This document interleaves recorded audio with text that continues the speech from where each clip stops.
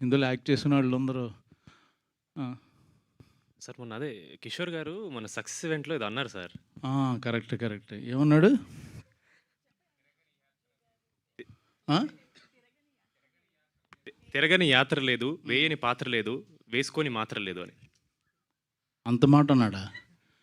Body shaming చేశాడా? నేను మా అసోసియేషన్కి వెళ్తాను ఇప్పుడే. కంప్లైంట్ ఇచ్చి వీళ్ళు నవ్వారు ఎవరన్నా వెనకాలని.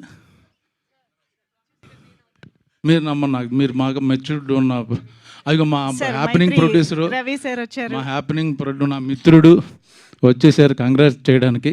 ఒక్క నిమిషం మీరు మాట్లాడతారా?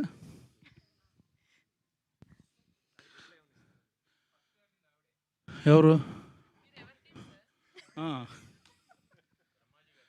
కిషోర్ గారి గురించి ఏం చెప్తాం? ఆయన వెయ్యని పంచి లేదు, తినని కంచం లేదు.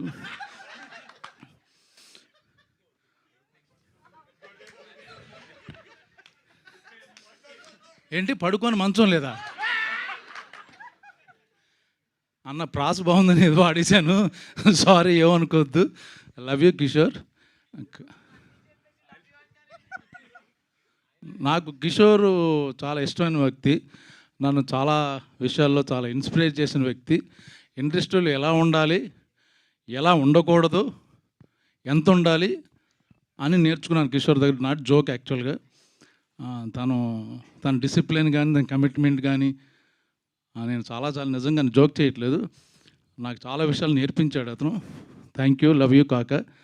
ఇవన్నీ ఎడిటింగ్లో తీసేస్తారు సార్, అదొకటే వాడుకుంటారు.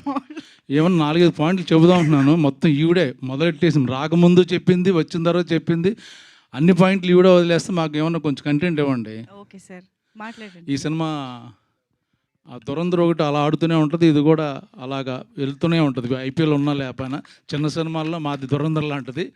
చూడని వాళ్ళు కూడా తప్పకుండా చూడండి, అందరూ ఎంజాయ్ చేస్తారు. ఇప్పుడు కావాల్సింది మనకు సరదా కామెడీ కాబట్టి నవ్వుకోవడం, హ్యాపీగా ఉంటుంది.